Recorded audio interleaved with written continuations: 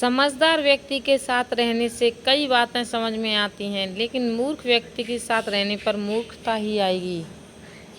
मूर्ख आश्वस्त रहते हैं और समझदार संदेह से भरे। मैं ऐसी दुनिया की कल्पना करती हूँ जहाँ लोग संघर्ष से नहीं बल्कि सहयोग से खुशी प्राप्त करते हैं, जिसमें शिक्षा का उद्देश्य मानसिक स्वतंत्रता हो, न कि युवाओं की दिमागी हठधर्मिता के कठोर पिंजरे में कैद करना, जहाँ उन्हें पता ही न हो कि शिक्षा का असली अर्थ क्या है। लेकिन हमारी इस वर्तमान दुनिया की पूरी समस्या यह है कि मूर्ख और कट्टरपंथी हमेशा अपने बारे में इतना आश्वस्त रहते हैं और समझदार लोग संदेह से भरे रहते हैं। आखिर इस डर की वजह क्या है? यह डर ही अंधविश्वास का सबसे बड़ा स्रोत है।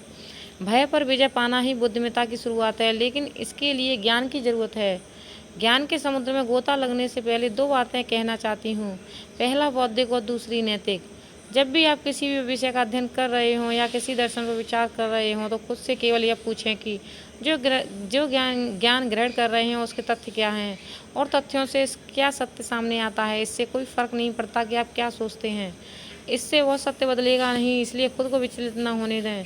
महत्वपूर्ण यह है कि तथ्यों से सामने आया सत्य समाज के लिए कितना लाभकारी है। आपके मन में हजारों विचार आते होंगे, लेकिन सभी कुछ सत्य नहीं होता। आप अपनी नज़र हमेशा तथ्य यानी सत्य पर बनाए रखने की कोशिश करें। नैतिकता कहती है कि प्रेम बुद्धिमानी है, जबकि घृणा मूर्खता है।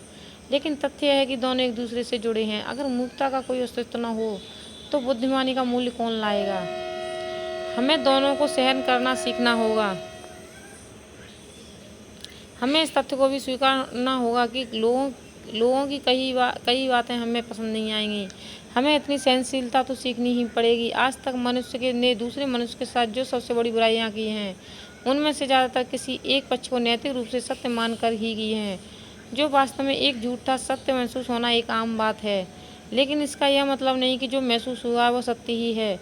कभी कभी तथ्यों के अन्वेषण में भी भटक जाती हूँ, लेकिन तीन चीज़ें हमेशा मुझे दिशा दिखाती हैं: प्रेम की लालसा, ज्ञान की खोज और मानव जाति के दुख। यह तीनों प्रचंड हवाओं की तरह मुझे इधर-उधर एक अनियंत्रित मार्ग पर पीड़ा के एक महान महासागर से गुजारते हैं हुए किनारे तक ले गए हैं। मैंने प्रेम की तलाश की क्योंकि यह परमानंद लाता है, वह अकेलेपन से राहत देता है। मैंने अनंत से खोजा क्योंकि प्रेम में मुझे उस स्वर्ग के दर्शन हुए जिसकी संतों और कवियों ने कल्पना की। यही बात है जिसकी मुझे तलाश थी, और यद्यपि यह मानव जीवन का सबसे बड़ा वरदान है। फिर मैंने ज्ञान की तलाश की, लोगों के दिलों को समझना चाहा, जानना चाहा कि सितारे क्यों चमकते हैं।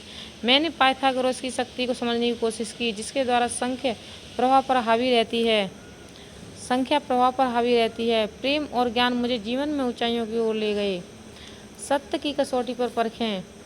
सही गलत, सुंदर कुरूप इत्यादि विचार नैतिकता के जाल हैं जिनमें नहीं फंसना चाहिए। कुरूपता सत्य नहीं है, क्योंकि उसमें भी सुंदरता देखी जा सकती है। एक माँ की दृष्टि में उसके बच्चे से सुंदर कोई नहीं होता। हम धारणाओं को सत्य समझ लेते हैं, जबकि सत्य इनसे परे है। तथ्य ही परम सत्य है। तो विचार करें कि जिसे आप सत्य समझते हैं, क्या वो वाकई ऐसा ही है? धन्यवाद।